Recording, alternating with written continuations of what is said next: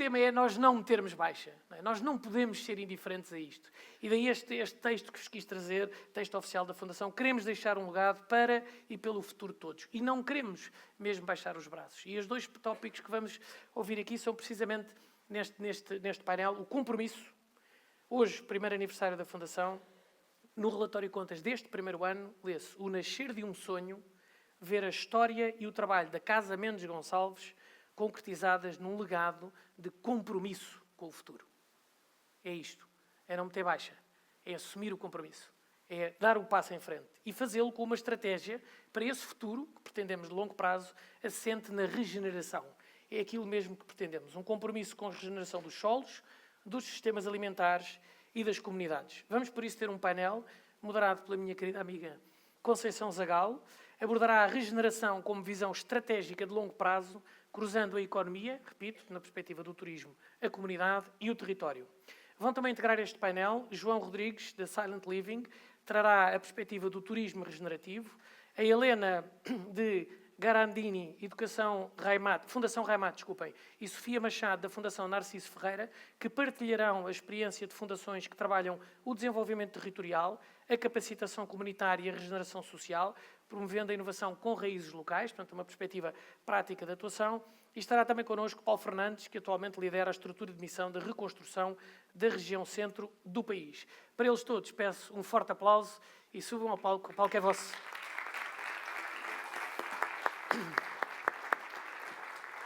Olá, bom dia. Zé Pedro, muito obrigada pela introdução. Ajuda e muito a entrarmos aqui todos em palco. Juntar-se a nós, que está a caminho, o Paulo Fernandes. E, portanto, quando vier, entra num debate imersivo. Esta sala, quando entramos aqui esta manhã, estava linda.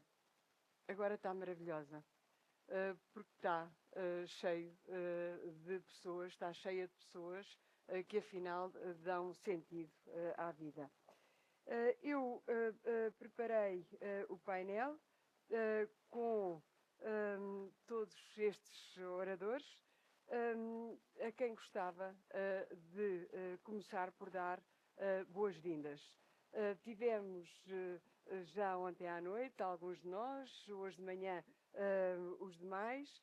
Tivemos aqui numa pequena tertúlia, que nos soube bem, aqui em jeito de aperitivo, mas é com particular alegria que nos reunimos aqui, pessoas deste lado e desse lado, interessadas e comprometidas com a temática da regeneração, muito na perspectiva que o Zé Pedro introduziu. Agradecer a participação de todos os oradores, sobretudo a forma como me acolheram na preparação. Oradores estes cujos percursos e conhecimentos e competências em muito enriquecem este evento. Vou começar por apresentar-vos, a vós, oradores, mais do que as biografias ditas oficiais, porque essas estão no QR Code que podem consultar e estão também públicas no LinkedIn e noutros meios digitais. Eu quero que os conheçam um pouco melhor. As suas histórias, os seus desafios e o que os trouxe até aqui, mas num modelo um bocadinho fora da caixa. Curioso que todos estes meus oradores... Está um barulho de fundo aqui o ruído. Enquanto tratam disso tecnicamente, eu diria que curioso que todos estes meus oradores andam nos 50, todos eles andam nos 50 anos. Enquanto isto, o Paulo chegou. O Paulo chegou e vai se sentar ali. E eu vou-lhe pedir que passe o Paulo, está bem. Todos os meus oradores andam nos 50, tantos quantos os da democracia em Portugal, que esta semana se celebra. E talvez por isso eles sejam regeneradores na sua essência, os quatro. O João Rodrigues. Falámos na terça-feira, dia 14, às 10h14 da manhã. Atendeu ao segundo toque do telefone. Chamada cheia de ruído. Mas o ruído continuou. Aqui tiraram-nos o ruído. No nosso caso, o ruído continuou. Mas nada que nos tenha demovido, João. Explico quem sou e ao que venho. Fala comigo como se tivesse todo o tempo do mundo. Tenho 52 anos, disse-me. Nasci em junho, o mês das culturas, do sol, do calor, da luminosidade capaz de alimentar corpo e alma. O que queria ser quando crescesse, pergunto-lhe eu. Senti paixão pelos aviões desde sempre, mas sempre também me senti fascinado pelo campo. Muito concretamente, o que podia observar da sua base de aterragem no Pedrógão Grande, concluo eu. Então, mas assim, preto no branco, o que é que gosta mesmo de fazer, João? Em pequenino, gostava de brincar e subir às árvores, jogar ao peão. Mas sabe, sempre adorei as conversas dos adultos. O João é pai de cinco e irmão de 2. Desde sempre as pessoas foram um propósito muito seu. Pessoas em todo o modo de bem-estar, numa visão harmoniosa e vista lá do alto com grande amplitude. E também sempre detestou confrontos. Talvez por isso a regeneração o encanta. Assim, num modelo concertado de natureza, cultura, arte, que encerra o mais puro conceito de, nas suas palavras, a beleza das coisas belas. Tudo isto está em alta na sua mente e no seu coração. É este o homem que está por detrás do que publicamente lemos a seu respeito.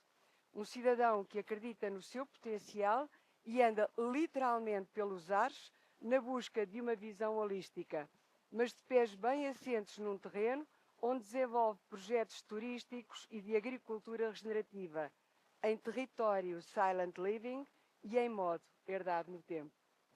Passamos para a Helena, nuestra espanholita. A Helena confirma que devagar se vai ao longe. É bem verdade. Não foi o contacto mais imediato que tive.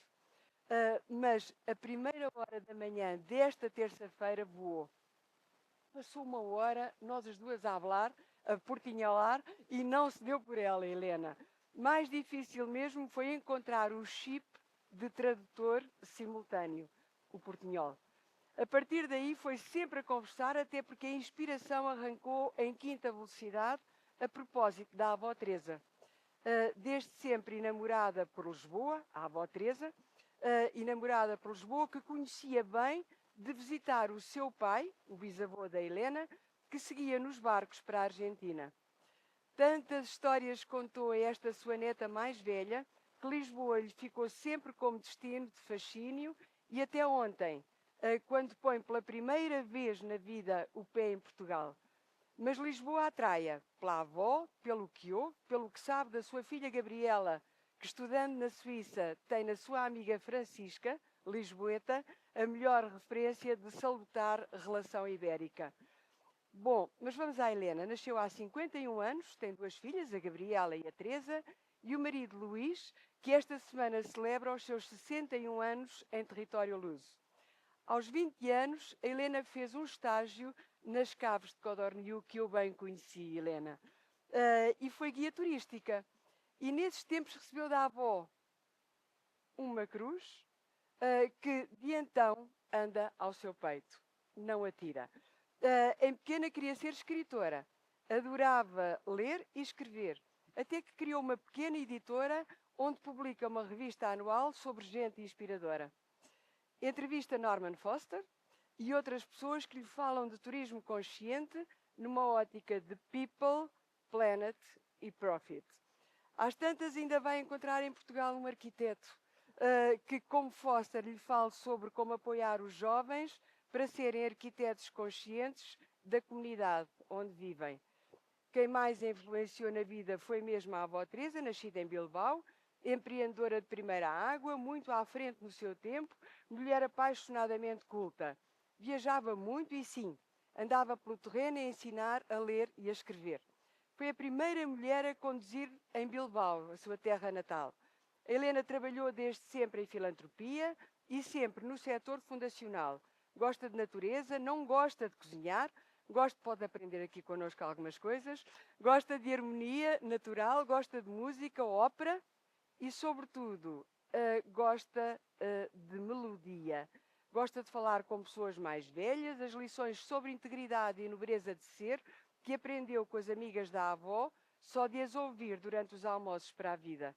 Aos 51 anos está a trabalhar no que chama a terceira natureza, em torno do castelo de Reimat, no século XII, está a criar um projeto único, 200 oliveiras brancas, raríssimas, com ovelhas, oficinas para jovens, se formarem em agricultura regenerativa. Agarrem a Helena nos intervalos e ouçam-na sobre o que quer para o planeta, para a vida e para os jovens. Agarrem a Helena depois de terem agarrado o João e antes de agarrarem a Elisa. Sofia. A Sofia, que falei também com ela na terça-feira, 17h25, do dia 14 de abril, diz-me o meu telefone. A Sofia assume a sua idade com a maior das naturalidades.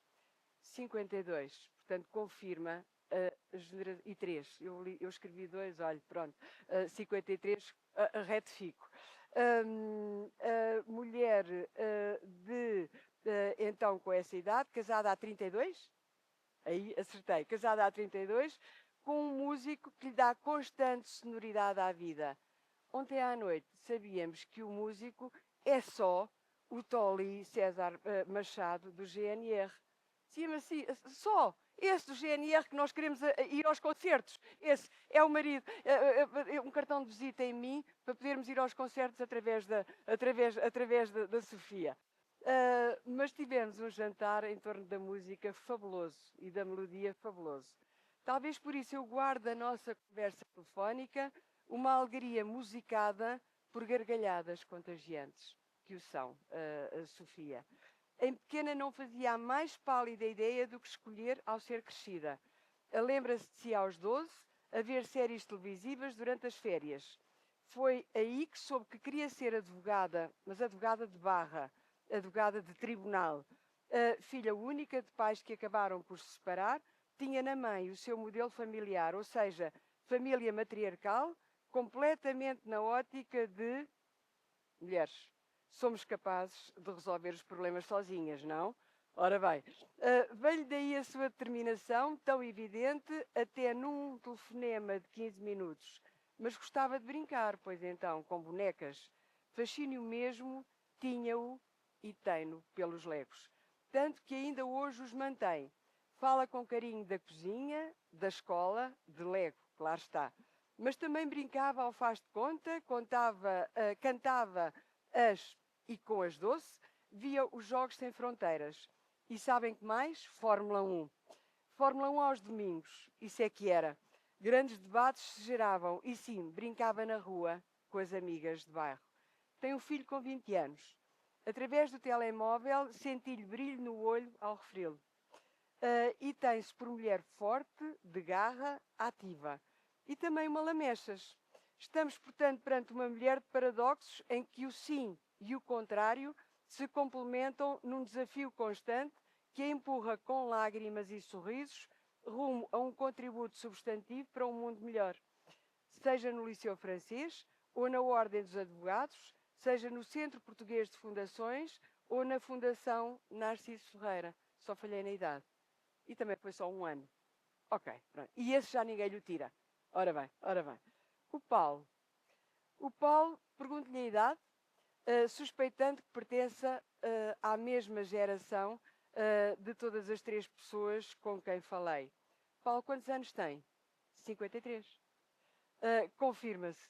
Foi no domingo que conseguimos ajustar horários. Mesmo assim, os 2 em viagem, as comunicações ainda caíram 2 vezes, Paulo. Nada que nos tenha demovido. O que respondia quando em criança lhe perguntavam o que queria ser quando fosse grande? Boa pergunta. Não tive precocemente a ideia de qual viria a ser a minha vocação. No entanto, sempre esteve disponível para aceitar fosse qual fosse o desafio que a vida lhe pusesse pela frente. Mas uma coisa é certa, sempre gostou de procurar domínios que não conhecesse e novas experiências, invariavelmente movido por doses sobejas de curiosidade e de empenho em ver e ir sempre mais além. Gostava de brincar, claro. Inventei muitas brincadeiras, diz-me com voz de manifesta satisfação. Era super criativa a conjecturar as suas brincadeiras, mas sempre numa perspectiva de explorador e de criador dos seus próprios mundos. Criava tabuleiros novos. Não tem filhos seus, mas tem um irmão mais novo e adota tantas pessoas que em si confiam. Adota verdadeiras comunidades, evidenciadas na forma como com elas desenvolve projetos de humanismo em prol dos outros. De tanta coisa que já gostou de fazer na vida, infere que sempre gostou, gosta e gostará de trabalhar. Adora o que faz e cada um dos seus 30 anos de trabalho foram cumpridos em espírito de missão. Literalmente.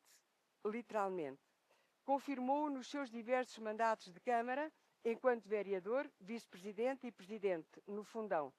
É assim que leva a vida nos parcos tempos livres, é cinéfilo, confesso, e gosta mesmo muito de ler. Tem valores, tem propósito. Conceição, não me perguntou pelos meus pais. Estão vivos, os dois, e os dois foram diretores de cadeias. Cadeias, Paulo? Prisões? Sim, e daí que o meu valor incondicional de liberdade e de inclusão tenha a ver com o facto de ter crescido numa cadeia. Luto contra qualquer tipo de preconceito que condicione um dos maiores cancros da atualidade, a ausência de tolerância. Ainda agora estaríamos a conversar, até porque para o Paulo o infinito é o seu limite. Tentei dar-vos uma caracterização destes oradores com aspectos que eles me permitiram partilhar e que não são os que estão no QR Code ou aqueles que eu própria tinha já consultado ao ver os vossos perfis na internet. Feitas estas apresentações, vamos a uma primeira ronda de perguntas. Vou-vos dar 5 minutos a cada um. Não se cedam, porque depois, durante o intervalo, as pessoas podem fazer fila e as pessoas vão falar convosco. Mas vamos tentar cumprir prazos. E nestas 5 minutos a cada um desta primeira ronda, eu começo pelo João. João, em que é que alguém que anda literalmente pelos ares, a atravessar as nuvens, se inspira para manter os pés na terra e criar um projeto como o Silent Living? Estou. Bom, Conceição, muito obrigado pela pergunta. Quero agradecer também muito aqui à Fundação ter-me convidado para estar cá. É um enorme prazer estar aqui com todos. Fico mesmo muito feliz. E espero que estas nossas conversas possam vir a ter alguns resultados no futuro. Bom, eu sou piloto da TAP há 30 anos. É uma paixão que eu tenho desde criança. Eu gosto muito de voar, sou apaixonado por voar. Já muitas pessoas me perguntaram, oh, João, mas agora com estes projetos todos não deixas de voar? Não quero deixar de voar, quero continuar a voar para sempre, idealmente. Ali, como o Zé começou por caracterizar, sou pai de 5 filhos. Tenho os meus pais também vivos ali um bocadinho como o Carlos também.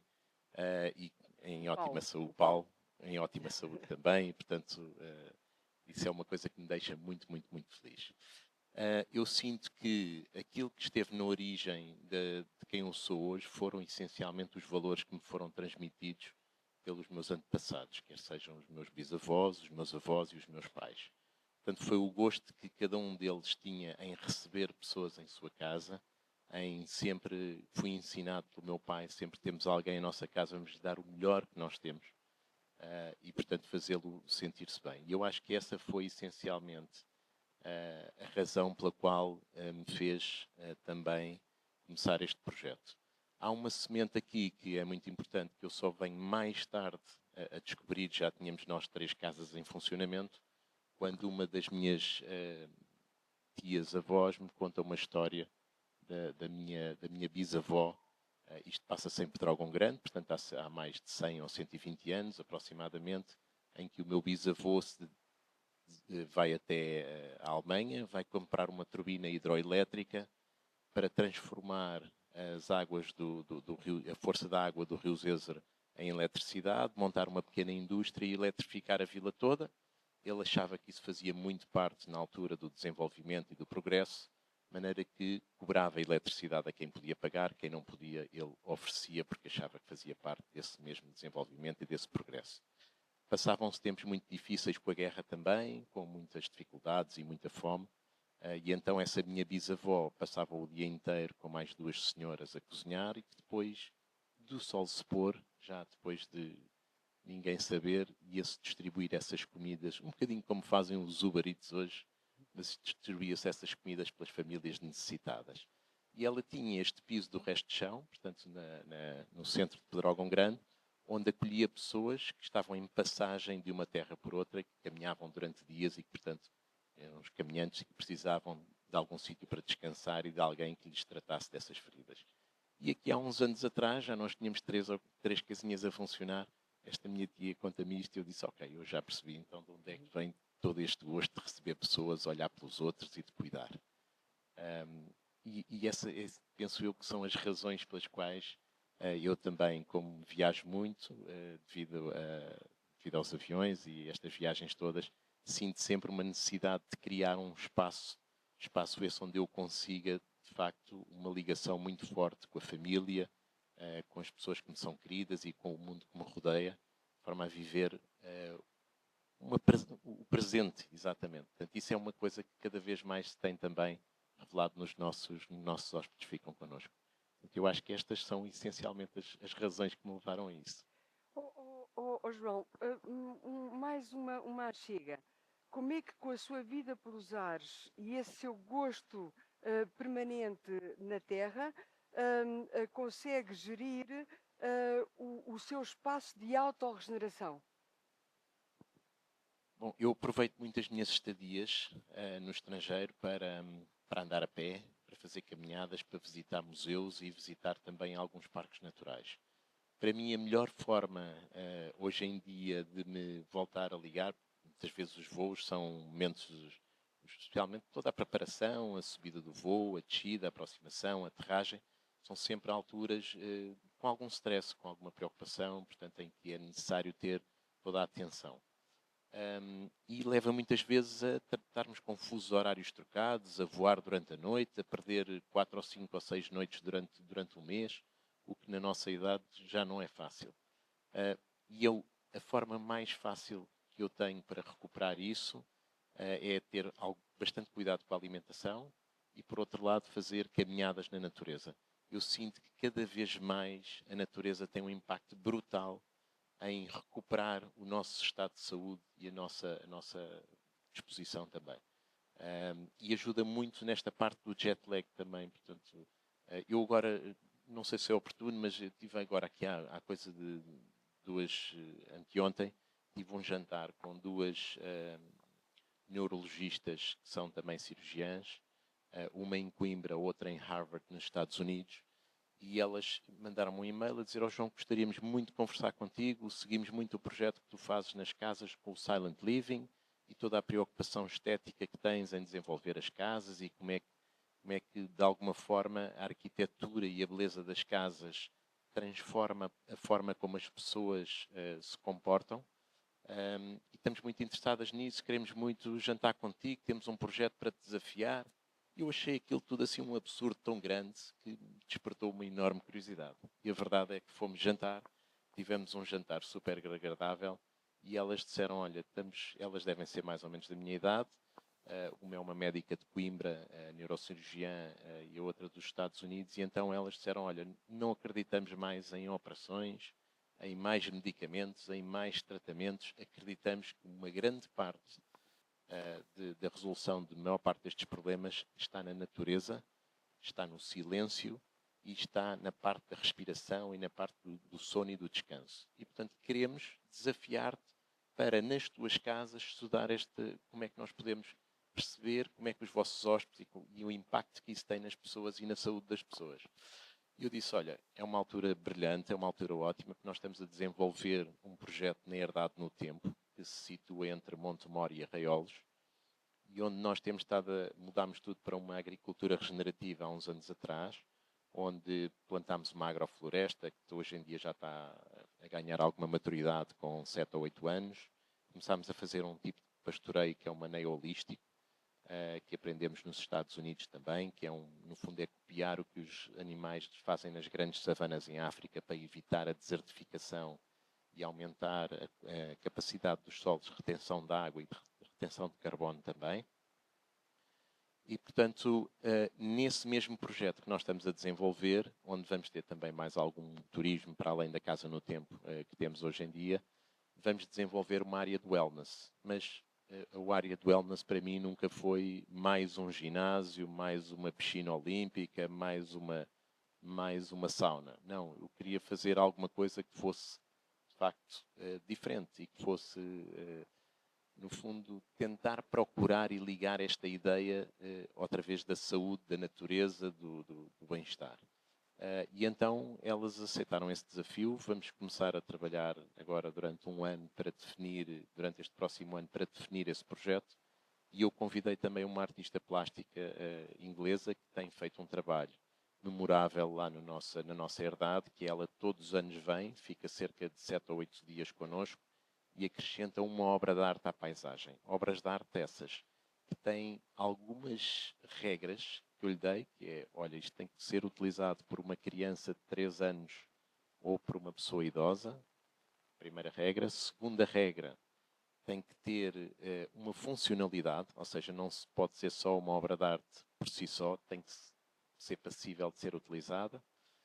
E depois, idealmente, ser feita com algumas materiais que nós já tínhamos aqui na herdade, para, no fundo, reutilizar isto. E temos criado à volta destas obras e destes pontos de interesse na herdade, ligados aos outros pontos de interesse que a herdade já tem, como a Ribeira, como as barragens, como uma zona mais alta, Eu com uma vou-lhe pedir vista. só que abrevie e depois continua a conversa Muito ou bem. na segunda ronda Muito bem. ou no intervalo, está Obrigado, bem? Conceição. E, portanto, elas aceitaram esse desafio e agora estamos basicamente a começar esse mesmo trabalho. Vou-lhe pedir que abrevie, não sem antes lhe sugerir que numa passagem sua na Argentina, em Buenos Aires, se não o fez ainda, que visite Costanera Sur, do lado de cá da Argentina, do lado de lá vê o Uruguai, faça-se acompanhar por Pedro Tarac, o pai das B Corp, e vai trazer ideias fantásticas para o seu projeto. Vou-lhe pedir que passe à Helena. Helena, habla. Se lo hablas despacio ou falas português, porque nós percebemos-te perfeitamente. Estás à vontade. Que papel pode ter a arte na regeneração de um ecossistema? Como pode a cultura ser motor de pertença e ser motor de oportunidades? Disculparme porque no hablo portugués, Lo entendemos. pero disculpar. Bon dia a tots i a totes. Obrigada a la Fundació Mendes Gonçals, a divulgar des de fundacions. Felicitats pel primer aniversari de la Fundació Mendes Gonçals. Hoy. Hoy en España es el día de San Jorge, es el día de los libros y de las rosas, de la literatura y de la biodiversidad. Por lo tanto, es un día especial que hoy sea el aniversario de la Fundación y me lleva mucho a mi historia. Por supuesto, el arte transforma un territorio. En nuestro caso, mi historia nace en 1914. Mi bisabuelo Manuel Raventós, en Raimat, a 2 horas de Barcelona, compra un desierto de 3.000 hectáreas con un solo árbol. ¿Cómo lo llamábamos? Árbore. Y regenera, sin existir la palabra todavía, regenera un territorio, porque planta 1 millón de árboles, chopos, que son los que crecen más rápido, y además la madera sirve para las cajas de vino. Mi familia procede de una familia de vinos. Yo siempre llevo uvas colgando, porque desde 1551 mi familia ha elaborado vinos y champán, o cava, como se dice en España. Entonces, Manuel, quiso regenerar, transformar y crear una comunidad. Y en un desierto donde no había nada, creó una aldea, una villa, con una iglesia, con una escuela, con casas para los trabajadores, y eso hoy existe como un pueblo. Él lo hizo como su manera de impactar, de transformar un territorio. Más de 100 años después, nuestra generación, la 16 generación, lo que hacemos es utilizar nuestras herramientas, y nuestras herramientas son las fundaciones comunitarias. La filantropía comunitaria lo que hace, en nuestro caso, es potenciar un territorio a través de las artes, a través de la agroalimentación regenerativa y a través del apoyo social a entidades sociales. Para mí es seguir un legado familiar de una persona visionaria que transformó un territorio con sus herramientas. Nuestras herramientas en el siglo XXI es la filantropía comunitaria para transformar, para potenciar. Y desde ahí, desde las artes, que estamos convencidos que la cultura y las artes transforman un territorio y una comunidad, porque sirve de escaparate para atraer a unas personas que vienen por primera vez a Lleida, a Raimat, y conocen a través de la música, de la pintura, de la escultura, un paisaje, una gastronomía, un patrimonio histórico, y eso es una fortaleza. Hablamos del turismo consciente, que hablábamos con Joao antes. El turismo consciente de las personas que vienen a un territorio y son conscientes de lo que tenemos alrededor, eso es el valor. Y realmente eso transforma. Cuando coincidimos con Tiago en Italia, en un foro de fundaciones comunitarias europeas, hablamos de la fuerza, de la potencia que tiene una fundación comunitaria para la comunidad. En España solo hay 13 fundaciones comunitarias. Aquí tenéis más, 18 creo que teníais. 30, exacto. Es una herramienta maravillosa. Y nosotros en las artes hemos creado 2 festivales de música clásica. Durante 4 días transformamos un territorio, una bodega de vinos, con un escenario de música, con artistas que vienen a actuar, con el Taste of Lleida, que es una 30 productores de gastronomía que muestran sus productos. Nos hermanamos con el Festival de Napa Valley de California y trajimos a los americanos a España. Ellos tienen el Taste of Napa, que llevan 25 años demostrando que la cultura y las artes transforman un territorio. En nuestro caso es así, y con la agricultura regenerativa hemos creado la Escuela de Tractoristas para jóvenes y está funcionando muy bien. Y luego el talento de las empresas de agricultura, que son grandes bodegas o centros de investigación o incluso la administración pública, hemos creado una plataforma desde la Fundación que se llama Lleida Alimenta conocimientos, donde desde ahí estamos creando escuelas para regantes, para tener la eficiencia de los sensores de agua en las fincas. Pero para eso tenemos que trabajar con los jóvenes, porque los jóvenes son los que saben de tecnología y el relevo generacional en la España vacía, que es en las zonas rurales, es muy necesario. Y yo creo que estos son pinceladas de lo que quería comentar. Muy bien, Muito obrigada. gracias, Helena. Y después vamos continuando a hablar un poquito en la segunda ronda de preguntas y también durante el coffee break o durante el día. Sofia, dessas... Tão bom, Magarena. Dessa sua experiência... Olá. Dessa sua experiência de multiplicidade de interesses, e creio que ao falar consigo e até ontem durante o jantar não esgotamos na totalidade o relatório dessa sua diversidade, qual é a importância que as parcerias têm para a promoção da inovação, mas com raízes locais? Então vamos lá. Ok. Ok. Sim, sim. Todas e todos, muito obrigada à Fundação Mendes Gonçalves, que agradeço na pessoa do Carlos Mendes Gonçalves, da Conceição e também no Tiago Pereira, que eu considero já como um bom amigo. Devo só dizer que Carlos Mendes Gonçalves é uma inspiração. Toda a sua história que o Tiago conta tão bem a todos por este país fora e também na Europa é de facto uma inspiração. E vou pegar nas palavras ali do Zé Conde, quando ele fala... Zé Pedro Cobra. Zé Pedro Conde, desculpa. A Inês está compensada. Quando ele fala que efetivamente nós lembramos dos televisores que se podiam pôr aqueles pañuelos em cima com os gatinhos, e eu acho que nós somos de facto, este painel é de facto, eu sou de 1972, o Paulo também, e somos de facto todos os que estamos aqui, as últimas gerações que vamos conhecer as cassetes, essas televisões e muitas outras,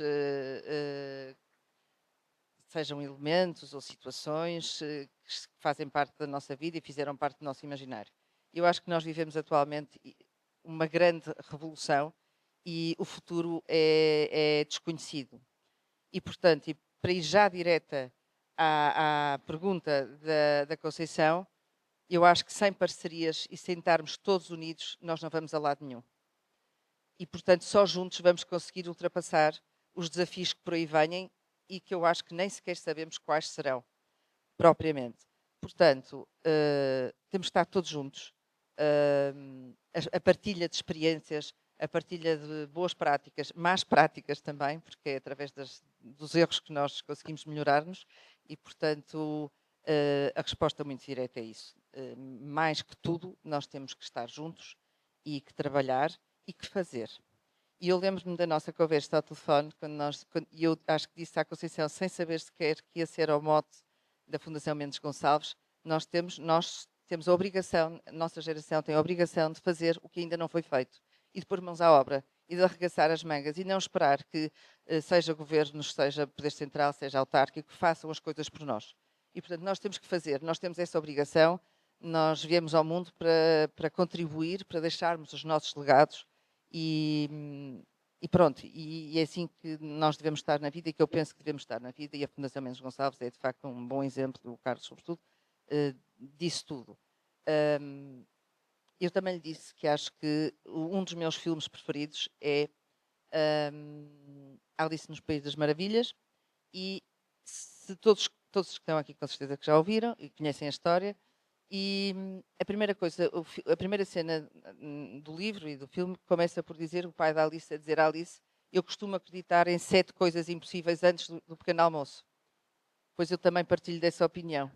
Eu também costumo acreditar em 7 coisas impossíveis antes do pequeno almoço e, portanto, acho que nada é impossível.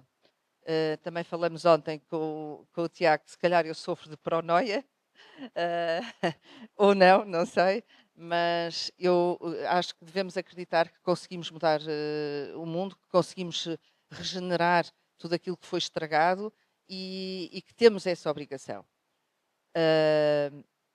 E também voltando aos filmes, porque eu também gosto muito de filmes e de livros e de arte e de música, como sabem, e de fazer aquilo que ainda não foi feito, como a Brunhosa muito bem conta. O Feiticeiro de Oz também nos diz que temos de seguir da Yellow Brick Road e, portanto, a Yellow Brick Road às vezes traz-nos algumas feiticeiras e alguns desafios mais importantes e que devemos ser persistentes e ultrapassar. Na Fundação Narciso Ferreira, eu chego há 5 anos atrás e eu não sabia onde é que era Ribadavia. Eu sou do Porto e Ribadavia fica a 30 minutos do Porto e, muito honestamente, eu nunca tinha ouvido falar de Ribadavia.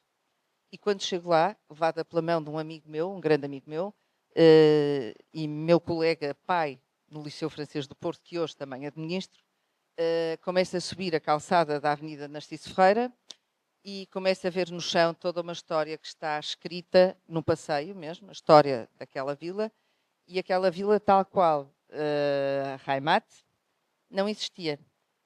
Não era um deserto com um castelo e uma árvore, mas era um rio com umas árvores à volta, não existia nada. E Narciso Ferreira começa aos seus 7 anos, quando o pai morre, a perceber que a mãe está em dificuldades. A mãe tecia, tinha um tiar e fazia tecidos manualmente e vendia-os aos mercadores.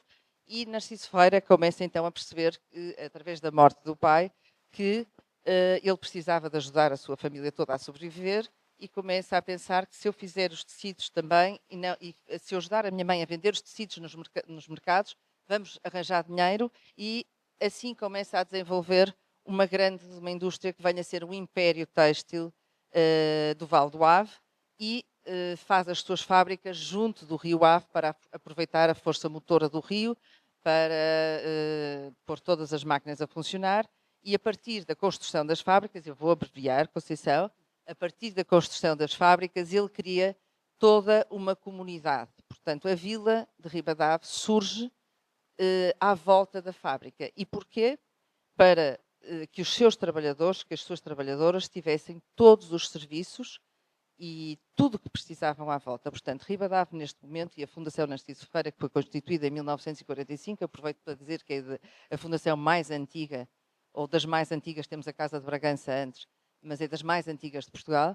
A Fundação Narciso Ferreira foi dotada de todo um património, desde um teatro, um mercado, uma igreja, uma escola, um hospital, os bombeiros, tudo, uma creche, todo um património que sustentou e ajudou os trabalhadores e os funcionários a terem tudo à volta. E aqui eu lanço um desafio, só assim uma pequenina coisa.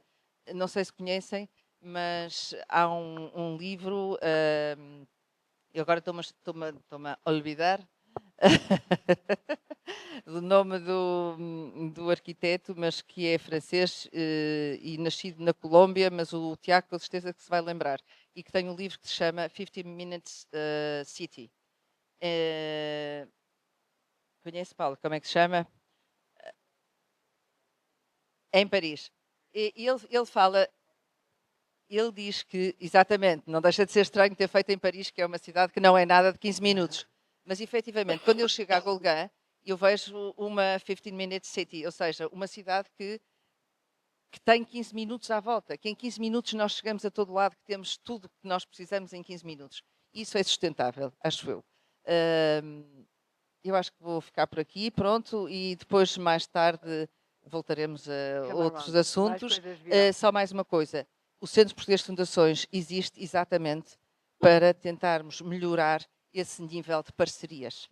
Nós temos que trabalhar fundações, sejam comunitárias, sejam fundações corporativas, seja o que seja. Eu dirijo o grupo de trabalho das fundações comunitárias, portanto, é uma coisa que eu tenho no coração, porque nós efetivamente sustentamos comunidades, fazemos filantropia à séria, não é?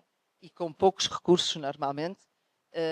Mas eu acho que é muito importante todas as fundações que estejam aqui presentes que se juntem ao Centro Português de Fundações, porque nós juntos temos muito mais força, nós conseguimos influenciar governos, influenciar vontades e mover este mundo para a frente. Muito obrigada. Muito obrigada, Sofia. Portanto, confirma-se que quando nós sonhamos e queremos muito, a obra pode nascer até numa Ribadave onde só existe um rio. Paulo, continuamos aqui um bocadinho na senda das parcerias e falando também em parcerias, a cooperação intermunicipal é particularmente essencial em tempos de tempestade. Como é que se regeneram comunidades e territórios após catástrofes como a que nós tivemos muito recentemente e que justificou a responsabilidade que neste momento lhe foi confiada? Bom, muito obrigado pelo convite. Ia quase agradecer a pergunta, mas depois de ouvir, é sempre uma pergunta logo tão marcante do ponto de vista mais profissional do que me prende, obviamente, hoje muito, praticamente todo o dia e parte da noite. De facto, essa pergunta ainda não há uma resposta tão direta. Eu acho que em muitos aspectos do que aqui hoje também já foi partilhado, as partilhas extraordinárias, há aqui processos, há formas de estar, há formas de de entender o mundo, há formas de nos abrir aos outros, há formas de articular, de juntar, de colaborar. E provavelmente nessas formas que muitas vezes vamos encontrando caminho para situações que têm na palavra regenerar uma palavra logo bastante mais relevante do que simplesmente reconstruir ou simplesmente normalizar. Por isso o problema na sua pergunta não está naquilo que é uma resposta a umas calamidades. É que lhe colocou um propósito, que é regenerar. E isso é muito diferente, no meu entendimento, e se calhar dos que aqui estamos, do que meramente crescer. Mas que Ou passa um meramente... bocadinho por atitude, Paulo. Não, se seguramente, quiser. seguramente. Passa por um lado, por respeitar muito aquilo que foi a questão mais interessante nos primeiros tempos do processo, que foi a energia positiva das pessoas que se juntaram de forma muito orgânica para responder. E essa é uma energia que temos que respeitar muito e temos que, de alguma forma, convertê-la, se quisermos, em formas de conseguirmos sinergias para podermos dar a volta por cima a algo terrível, que obviamente é a maior catástrofe natural contemporânea do país, que somando dos últimos 25 anos todas as situações, desde incêndios a ventos, tempestades, cheias, o que for, nos últimos 25 anos, se multiplicarmos por 5, mais ou menos atingimos o valor do que estamos aqui a falar. Por isso estamos a falar, de facto, de algo tremendo. Por isso, começando logo pelas pessoas, essa é uma questão essencial.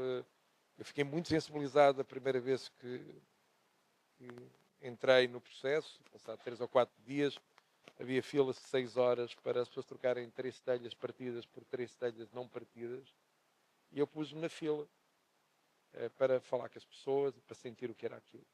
E ali estive algumas horas e percebi mesmo que íamos dar a volta por cima. Porque aquelas pessoas estavam numa situação tão difícil, mas havia ali uma vontade mesmo indómita. Já agora, quem gosta de cinema, estilo A King Vindor, uma vontade indómita de dar a volta por cima, de acreditar que em comunidade o valor, nós falamos muito do valor económico, criar valor, vamos falar muito em criar valor.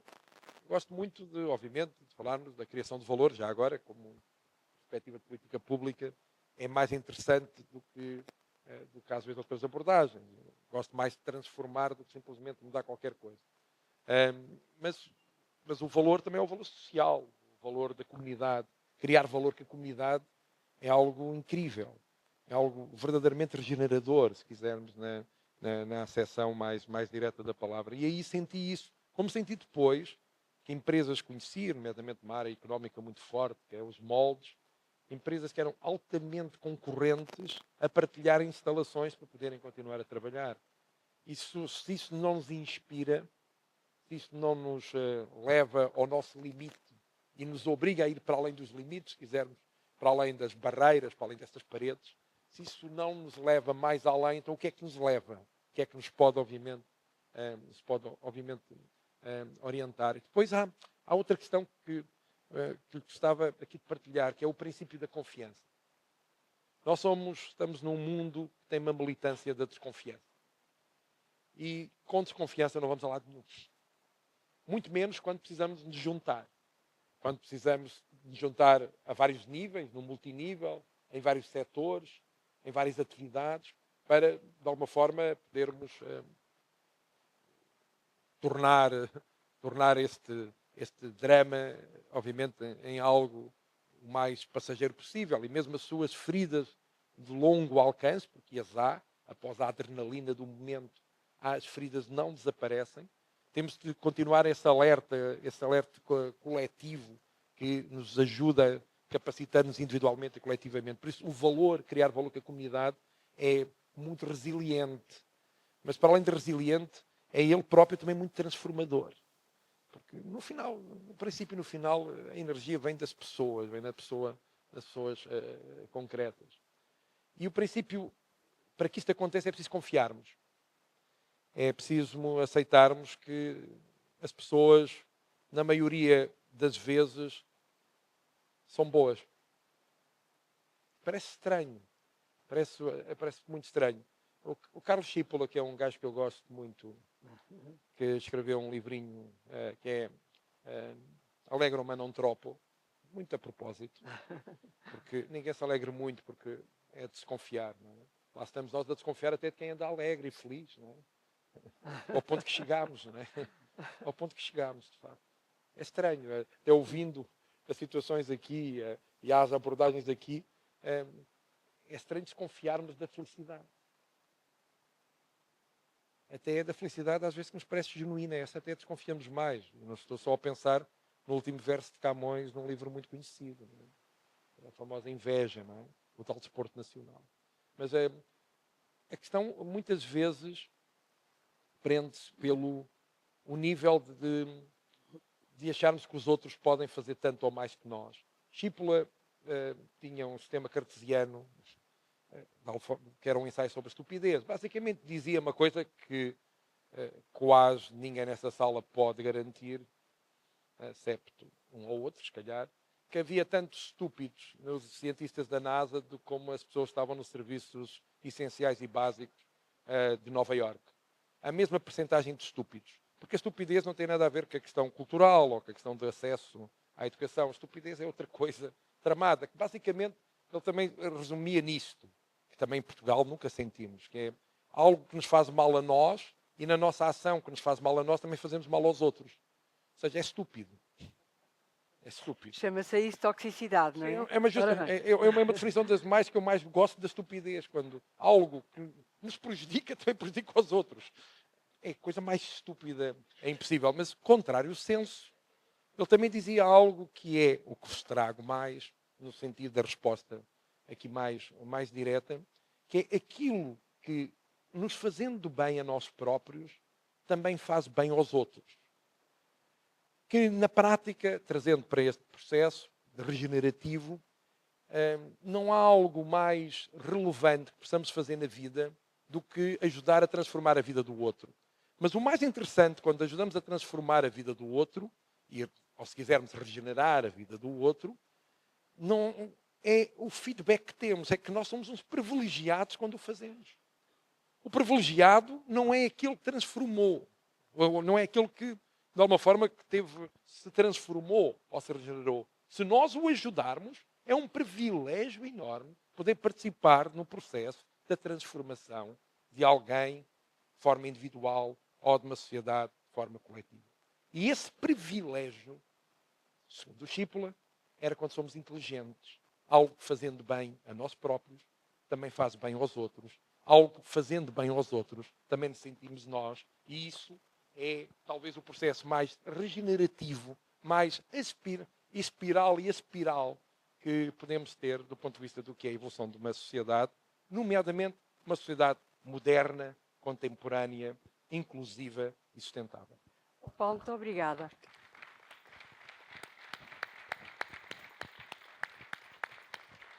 Muito obrigada. E eu vou pegar nesse seu mote do privilégio para confirmar que, de uma forma ou outra, eu sinto em mim, e acho que poderei falar por vós também, os quatro, é um privilégio poderem estar aqui com esta plateia a ouvir-nos. São histórias contadas na primeira pessoa de singular por pessoas que escolhem trabalhar, escolhem gostar de trabalhar, mas o que é isso?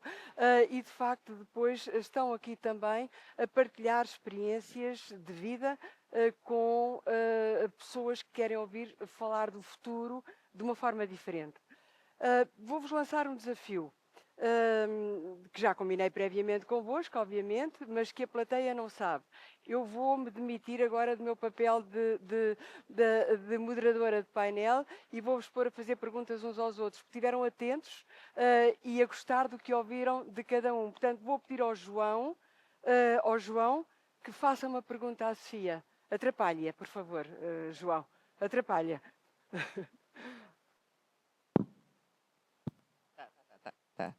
É este. Precisamos de mais um aqui, ora bem.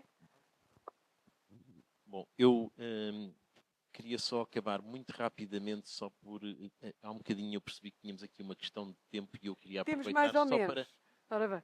rapidamente explicar, acabar aquela história que estava a contar há um bocadinho, não quis incomodar aqui. É assim, eu nos meus voos, que são maioritariamente para o Brasil, Estados Unidos e África, sobrevoo com muita frequência, especialmente nos voos de regresso de Angola e de Moçambique, de volta a Lisboa, sobrevoo aquela zona do deserto. E, portanto, vou vendo a cada passagem e a cada vez que tenho mais um voo que se calhar se distanciam de 8, 9 meses, às vezes a um ano, volto outra vez àquele destino. E o que é que acontece? A olho vivo, eu gosto muito de tirar fotografias enquanto vou, a olho vivo vejo que o deserto vai crescendo e crescendo e crescendo. E, portanto, só para vos dar uma ideia assim geral, porque eu acho que isto é um bom início de conversa, que é uma área do tamanho do Reino Unido, todos os anos, se transforma em deserto. Portanto, ou seja, o nosso planeta está-se a transformar num grande deserto. Portanto, nós temos, de facto, que unir esforços, como dizia aqui o Paulo, e temos que estar todos juntos e trabalhar em comunidade para conseguir dar a volta a isso. E isso, no fundo, foi aquilo que me fez parar um dia, chegar a casa, olhar, comparar estas fotografias e perceber que isto é visível a olho nu. Ou seja, que Nós temos vamos de seguros facto na mesma, não vamos fazer enquanto vai a fazer fotografias. o mais Ora seguro bem. possível. Ora bem. Bom, agora aqui para a Sofia eu tenho um desafio que eu normalmente tendo a perguntar aos outros aquilo que eu não consigo resolver na minha vida e que me deixa um bocado atrapalhado. Oh, Cristo.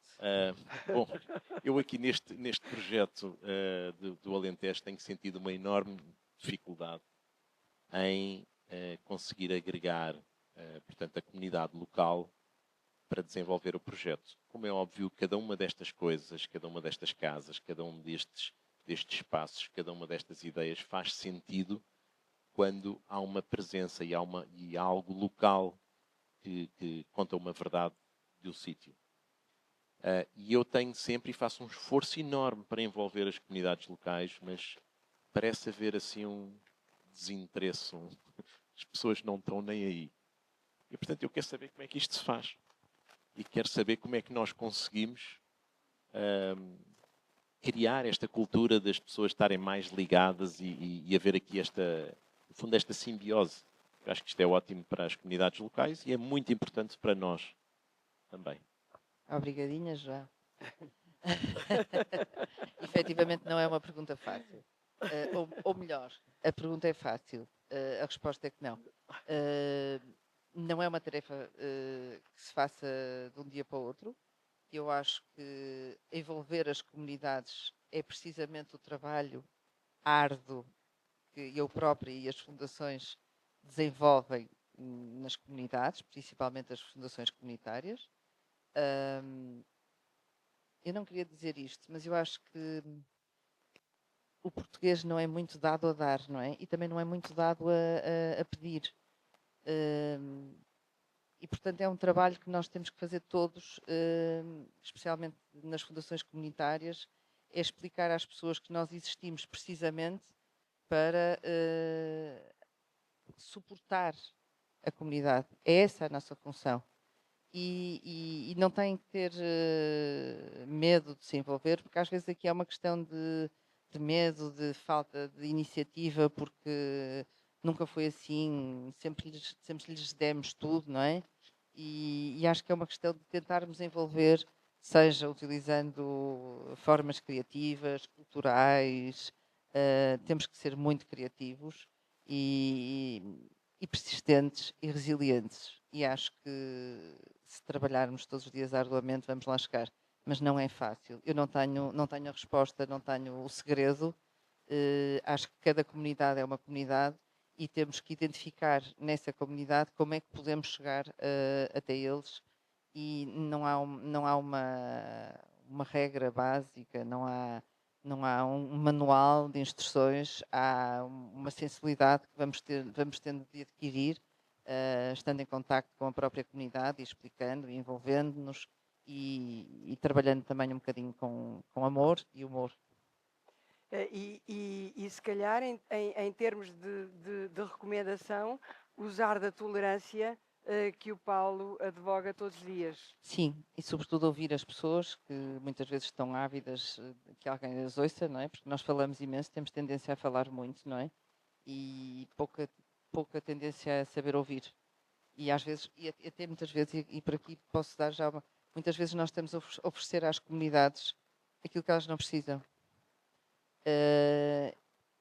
Porque não ouvimos. E portanto, eu se calhar a resposta a isto é dar um bocadinho voz, deixar as comunidades falarem e deixarem elas próprias dizerem-nos o que é que precisam, em vez de sermos nós a impor às comunidades e acharmos que estamos a dar o que elas precisam, porque muitas vezes não estamos a fazer isso. Portanto, ouvir seria a minha resposta, o mais importante. Muito obrigada, Paulo. Muito obrigada, Sofia. Muito obrigada, João. Muito obrigada, Sofia. Passo ao Paulo. E passo à Helena. O outro micro para a Helena. Paulo, eu sei que pelo currículo que nós vemos aqui no QR Code e no que lemos, estudou em Espanha. Ponha aí em exercício o seu melhor espanhol e pergunte à Helena, faça uma pergunta à Helena, se faz favor. A que quiser. A Helena responde a tudo. Hola Elena, ¿qué tal? Encantado. ¿Eh? Bueno, ¿qué te voy a preguntar? Lleida. Lleida es un ejemplo de transición, de los movimientos de transición entre la parte más urbana y la parte más rural. El concepto de España vacía tiene su similitud en el Portugal con muchas cuestiones aún por hacer, casi 50 años después de la revolución, que tenía también en la cohesión social y también territorial dos de sus grandes objetivos, pero aquí tenemos los territorios de baja densidad, un poco parejo como el concepto de la España vacía. Quería que pudieses darnos unas ideas, unas pistas de una paradoja, que es la paradoja que en mí, paradoxal, que para mí es una de las grandes oportunidades que tenemos hoy en día para una visión más holística del territorio, que es la paradoja de hay cada vez más personas a vivir en áreas metropolitanas, o sea, hay cada vez más personas a querer salir de las mismas áreas metropolitanas.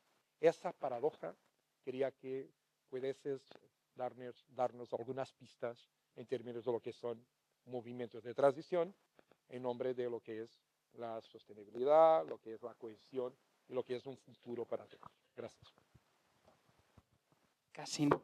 Casi nada. Yo no soy una experta en este tema. Sí que somos expertos en conectar talentos que sí que trabajan estos temas. Y es una paradoja, desde luego. Yo he nacido en Barcelona, pero soy la tercera generación en Raimat que estamos yendo. Yo vivo ahora en Raimat, en un pueblo de 500 habitantes. La España vacía aquí se demuestra. No hay transporte, no hay banco, no hay salud. Las personas mayores se tienen que ir al pueblo de al lado para cuidarse, para atenderse a nivel healthy. Y evidentemente, cuando nosotros desde la comunidad preguntamos qué hace falta y las fincas, los empresarios nos dicen tractoristas. No hay jóvenes tractoristas y hablamos con John Deere, con United Way Foundation y decimos tenemos que montar un programa para que esto pase, para que las fincas no se vendan a los grandes grupos, sino que realmente las pequeñas familias puedan seguir trabajando y los hijos no se vayan o no se vayan a Madrid o a Lérida ciudad. Entonces, cuando las empresas de esta plataforma, que es Lleida Alimenta, nos dicen estamos buscando ingenieros agrónomos, no encontramos. Estamos buscando personas que entiendan la tecnología para la eficiencia en el riego, porque la agricultura regenerativa, los más mayores tradicionalmente no es la que aplican.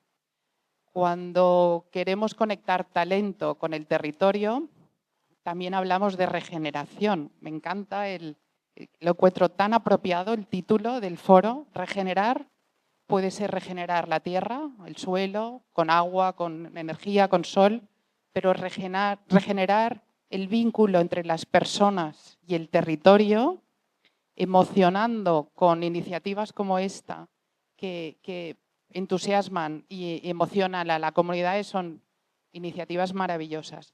Entonces, nosotros colaboramos con la administración, con la empresa privada y con la comunidad y con entidades sociales para que el relevo generacional, que es un término muy generalizado en España porque es un problema real, muy, muy real, no tenga que irse a las ciudades. Con esta formación de tractoristas, con la involucración, todo el mundo habla de relevo generacional, pero poca gente hace cosas efectivas y eficientes. Entonces, nos vienen, por ejemplo, fondos de inversión americanos y nos dicen, queremos invertir en fincas. Y yo, ¿y habéis invertido en jóvenes, en comunidad, en talento? No. Bueno, pues esto es lo que ofrecemos desde la Fundación Comunitaria Raimon Lleida. Formar estos jóvenes, el Día del Joven Agricultor, por ejemplo, traemos expertos en agricultura regenerativa de toda España e intentamos inspirar, acercar, conectar mentorías para jóvenes y durante un día 30 jóvenes tienen una realidad más cercana y más inspiradora y un contacto directo, ¿no? Pero realmente falta mucho en España también para que esto esté solucionado. No, ahora no lo está. Socorrendo-nos de parcerias, vamos resolver isso à La Ibéria, ok? Ora bem, agora, Helena, uma pergunta ao João. A ver, João, na Silent Living, ves que os hóspedes están hoxe máis sensíveis á alma do lugar, a súa identidade, a experiencia de o habitar de unha forma máis consciente? ¿Has entendido? Resultou. Bom, de facto é uma pergunta muito oportuna, porque levou-nos a um projeto bastante interessante dentro do Silent Living há algum tempo atrás, em que eu vou só vamos fazer aqui uma paragem para pensar só uma coisa que eu acho que é extremamente importante e que serve de resposta aqui também à questão da Helena, que é a arquitetura tenta essencialmente resolver problemas. Portanto, normalmente, quando a arquitetura entra, é para resolver um problema. Bom, estes problemas podem ser resolvidos ou de forma funcional ou de forma emocional. Idealmente, a arquitetura responde a um problema não só da forma funcional, mas também da forma emocional. Quer dizer o quê? Quer dizer que cria esta casa, cria este espaço onde alguém, uma família pode viver, mas ao mesmo tempo cria com emoção, cria dando um sentido mais para além da funcionalidade. E uma das coisas que eu comecei a observar logo desde o início, quando fizemos a primeira casa, que são as casas na areia, ali na zona da Carrasqueira, virada ali para o estuário do Rio Sado, foi que eu entendi que a forma como a casa é desenhada e pensada transforma a forma como as pessoas também vivem o espaço e se comportam no espaço também. Esta casa é uma casa única porque, na verdade, tem o chão da sala é todo em areia. E, portanto, na verdade, não há aquilo que está assentado, a casa assenta em cima de umas dunas secundárias de areia ali do estuário do Sado, na reserva natural.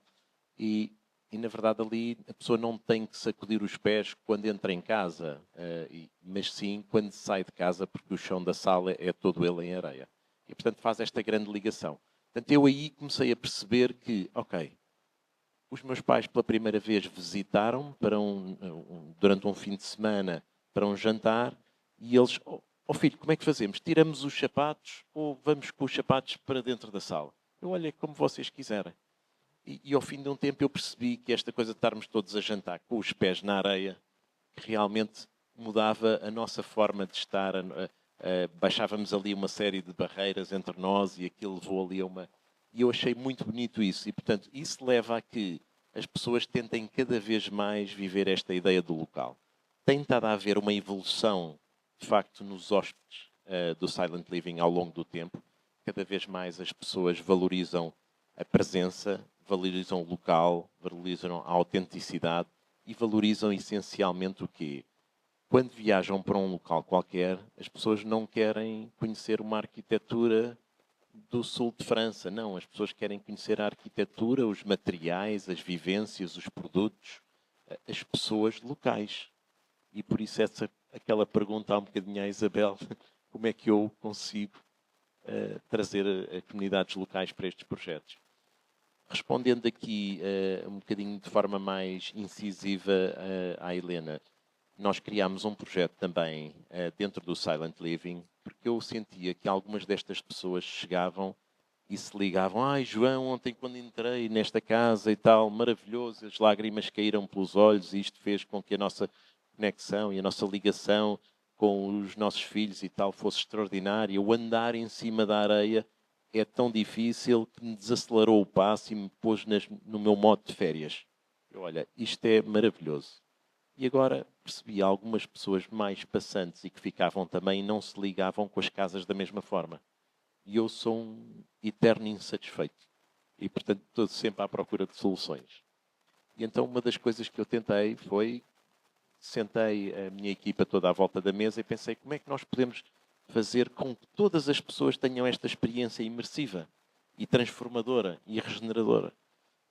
E então desenvolvemos um projeto a que chamamos Rituais, e que são nada mais, nada menos que uns pequenos cartões que nós escondemos no quarto aqui. Pode ser um dentro de uma gaveta, outro debaixo da almofada, outro junto ao cortinado, e que convidam as pessoas a fazerem determinadas ações essas que levam a uma pequena pausa antes de uma atividade. Eu vou dar um exemplo para isto se tornar mais claro e não ser assim tão etéreo. Deixamos um cartãozinho em que dizemos: amanhã, antes de vir para o pequeno almoço, passo pelo nosso jardim, apanho 2 florzinhas, traga cá para baixo, para a mesa de pequeno almoço, que nós temos cá um copo com água à espera, para que essas plantas lhe façam companhia durante o pequeno almoço. Ou seja, é um momento de pausa, vai obrigar a uma ligação com a natureza, quando eu vou lá e apanho aquelas 2 folhinhas e trago para baixo, e há ali um sentido de trazer um pouco da natureza para dentro de casa também. Ou pode ser tão simples como, antes de se deitar, vá lá fora e conta as estrelas. E, portanto, são estes pequenos... E isto levou a que algumas destas pessoas, talvez mais tímidas e que não tivessem uma intuição tão grande com o local, que os levasse a despertar para alguma desta ideia entre a arquitetura, a beleza, a natureza, a simplicidade, a localidade, e para que, de facto, esta estadia destas pessoas fosse uma estadia tão transformadora quanto as outras também. Portanto, trata-se de um tourist paper consequente. Ora bem, Sofia, faça-me uma pergunta ao Paulo, se faz favor. Então, esta parte escapou-me, portanto, não... Vamos tentar aqui... Ok, não, estamos os dois com o microfone. Pegando um bocadinho e sabendo que o Paulo está neste momento a desempenhar um papel muito importante na estrutura de missão, chama-se a estrutura de missão, portanto, ajudar parte do nosso país a reerguer-se numa catástrofe enorme. E ouvindo aquilo que aqui disse, que de facto, quando nós, em termos mais simples, que eu não sou tão sofisticada, mas em termos mais simples, dizendo que quando fazemos o bem, também estamos a fazer o bem por nós próprios, porque sentimos-nos bem, e isso é uma verdade absoluta, concordo plenamente. E sabendo também, por exemplo, o Centro Português de Fundações assinou um protocolo com a estrutura de missão e temos já 19 milhões de euros angariados entre as A fundações portuguesas. pergunta, Sofia, se faz Eu favor. sei. O que eu Temos vou, tempo para o que gerir. eu vou perguntar é: os portugueses gostam de fazer o bem? No desempenho desta sua missão, acha que os portugueses estão a aprender a fazer o bem? Tradicionalmente não gostam nada de dar dinheiro aos outros, não é? Boa. Não é bem assim. Isto hoje as percepções e a realidade. Eu acho que os portugueses são bastante generosos. Precisam, eventualmente, a generosidade também deve ser organizada. Ela pode ser orgânica, pode ser, vamos chamar de quase de polvo, daquilo que é o sentimento de um povo, e acho que Portugal tem claramente esse sentimento de um povo. Já agora, lá estou eu, não é? É quase impossível fugir. John Ford, Vinhas da Ira, Steinbeck, o povo que nunca morre, a famosa final do livro, em que na Grande Depressão, em situações tão traumáticas e dramáticas como a Grande Depressão do século passado, finais dos anos 20, não é? A desgraça total, os jornaleiros, os agricultores temporários à época, à procura do sítio onde iam parar para, trabalhando a apanhar laranjas na Califórnia, lá ganhavam o pão elementar, e já no desespero total há o famoso diálogo entre a mãe e o filho, que o filho desesperado a dizer: e agora o que é que vai ser de nós? E ela diz: olha, filho, isto é assim, os reis morrem, os primeiros ministros morrem, as estruturas de missão morrem, tudo o que é institucional na prática morre, mas o povo, esse nunca morre.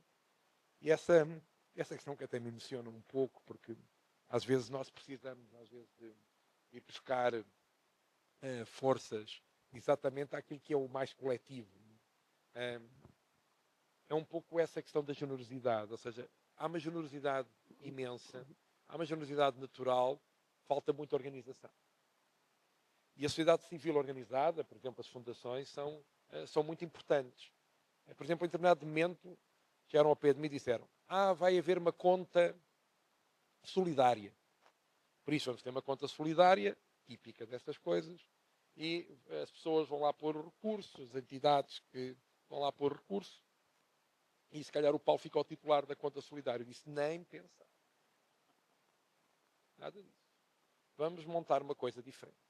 Vamos montar uma plataforma colaborativa, vamos montar um sistema de crowdfunding onde há, do lado da procura e da oferta, muita transparência a colocar os projetos com propósitos, que se perceba o impacto deles, quem são os beneficiários finais, essas coisas. E vamos montar uma coisa dessas em Portugal, em cima, de facto, de uma urgência, que daria, obviamente, qualquer legitimidade a qualquer conta calcionar mais rápida de distribuir vouchers ou dinheiro e esperar o que aconteça, sem qualquer juízo de valor, sem muitas vezes sequer ter possibilidade de medir mais, sem sequer poder dizer à pessoa individual ou coletiva para que é que de facto o seu dinheiro serviu, sem falar em tudo. Ou seja, sem perceber que aquele valor ajudou aquela família, aquela pessoa, aquele investimento, aquela recuperação, aquela regeneração da comunidade, aquela capacitação. Por isso, a nossa forma foi esta.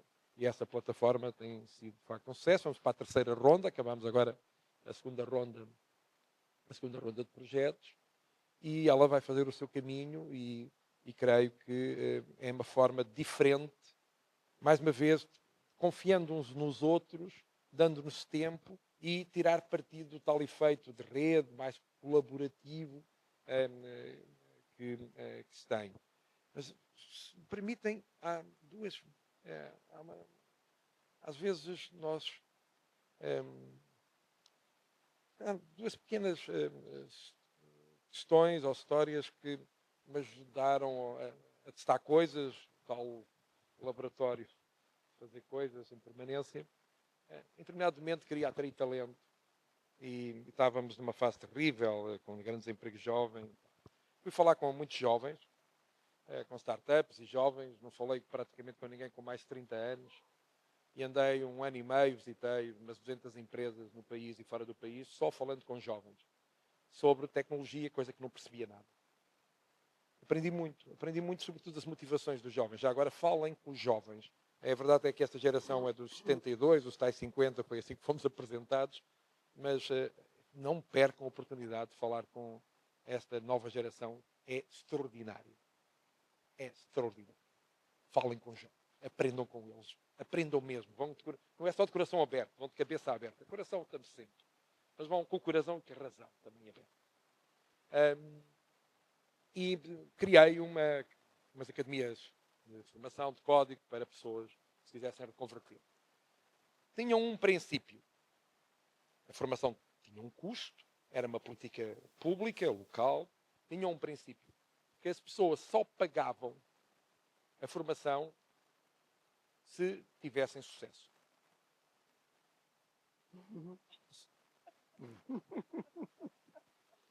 Todas as pessoas, no seguimento dessa formação, bootcamp, intensivo, muito intensivo, não tivessem sucesso, ou seja, não conseguissem com isso transformar a sua vida, não pagavam. 97% de sucesso em mais de 400 jovens. Às vezes é preciso mesmo, quando às vezes dizemos acreditar, transforme lá isso em miúdos. O que é que isso significa na forma de fazer? Como é que faz? Faço com princípios, obviamente, de cirurgias, com princípios racionais, com princípios de transparência, com princípios tecnocráticos, também às vezes, mas com um princípio de acreditar mesmo que damos o máximo quando acreditamos nas coisas, quando temos propósitos e que, de facto, as coisas funcionam assim. Última história. Sobre algo que foi a última coisa que fiz. Deixei a presidência das Aldeias de Xisto há muito pouco tempo, um projeto que sou co-criador. Vale a pena verem, vale a pena visitar. E a última coisa que deixei foi o desenvolvimento também de uma plataforma na vertente do turismo voluntário, mas às vezes o turismo voluntário não é o que se pensa, é as pessoas poderem escrever questões que têm aptidão e querem partilhar quando estão de férias. Se toco piano, eu ajudo-te a tocar piano em cima de uma serra. Se és contabilista, eu ajudo a fazer formação sobre literacia financeira com as comunidades. Ou seja, só para dar exemplos. As pessoas inscrevem-se e partilham o que sabem quando estão de férias. Depois é aquela coisa que eu há pouco dizia de sermos inteligentes, não é? A fazer o bem, sentir-nos bem. Não é? Também numa perspectiva da experiência. Ou seja, é um bocadinho aquilo que referenciou há bocadinho ali o João Rodrigues, mas dando-lhe ainda uma vertente mais organizada, porque obviamente estamos perante uma oferta e procura de um turismo de natureza, de experiências, etc.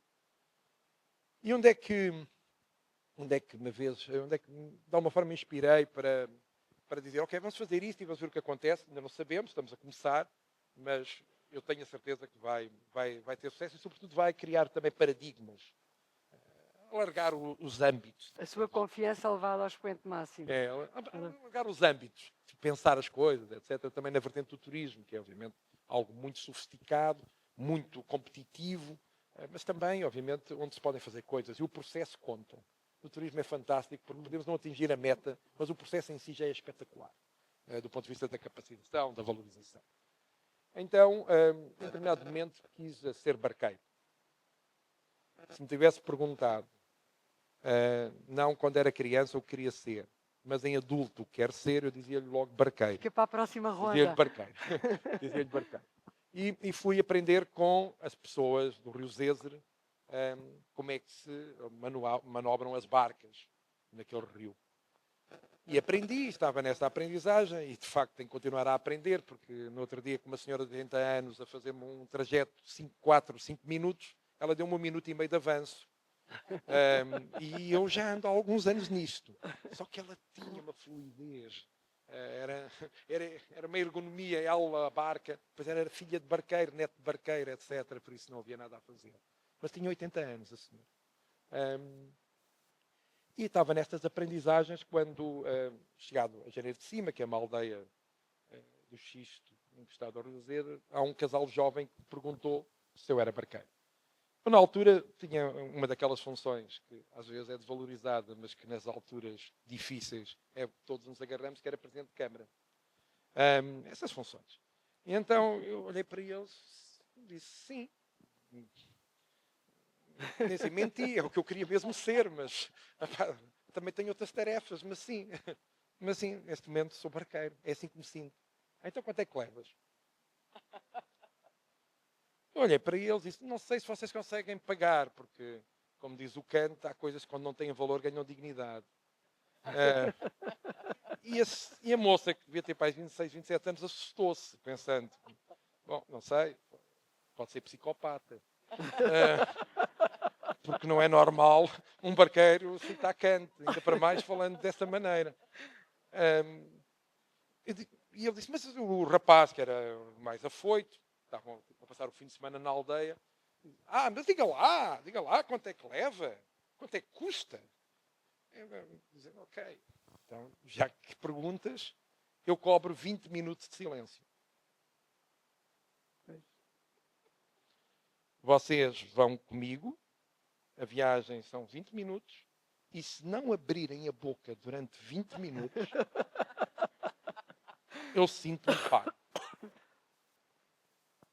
E lá fomos. E lá fomos, e durante os 20 minutos não abriram a boca, deslumbrados com a natureza. E pensei, ok, olha, criar valor, o valor do silêncio. E queriam-me dar 20 euros, eu disse que não. Também nunca disse o que eram as outras tarefas que fazia. E eles têm uma história para contar, e eu também.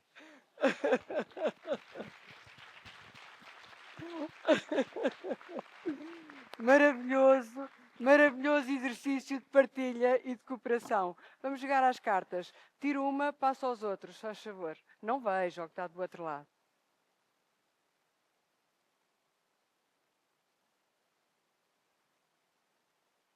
Podem ver a pergunta. Responde quem tiver a pergunta que eu vou elencar. Regenerar através da hospitalidade é? Pois sou eu.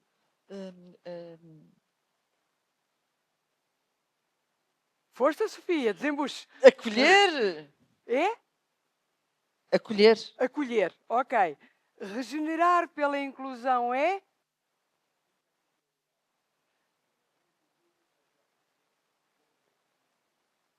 Regenerar com impacto é? Regenerar um território é? Ai, merece uma salva de palmas. Estamos quase a terminar, mas falta o quase. Mas não sem antes vos deixar um desafio. Poesia. Nas nossas reuniões preparatórias, deixei-vos 2 palavras para 2 quadras. Para o João, percepção e realidade. Para a Helena, cultura e inclusão.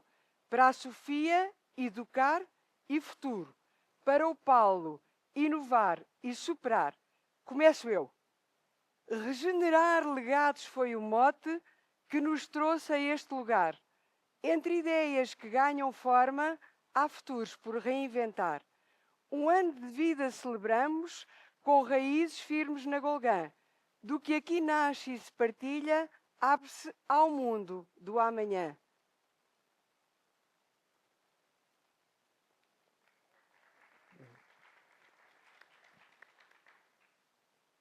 Tempo vivo.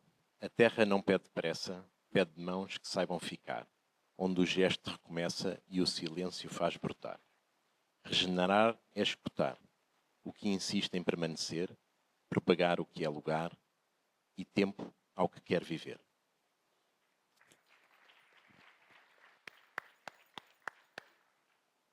A cultura une-nos en Raimat. Un territorio ensina-nos a cuidar. A inclusão faz crescer a comunidade. E o legado convida-os a continuar. Em cada projeto nasce uma esperança. A filantropia ajuda a sumar. A cultura abre caminho e inclusão. E juntos dão vida a este lugar. Tudo começa na educação. É aí que nasce o poder de acreditar no impossível e num novo amanhecer. A Fundação Mendes Gonçalves acredita. Na Golgã começa a crescer. Fazer o que nunca foi feito e não deixar de sonhar, nem querer.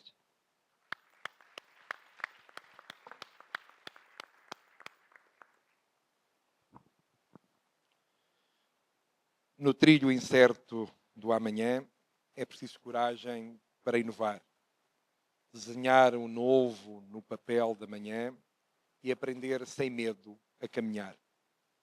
Mesmo quando o vento sopra forte, a alma insiste em não parar, pois não há abismo ou má sorte que a vontade não consiga superar.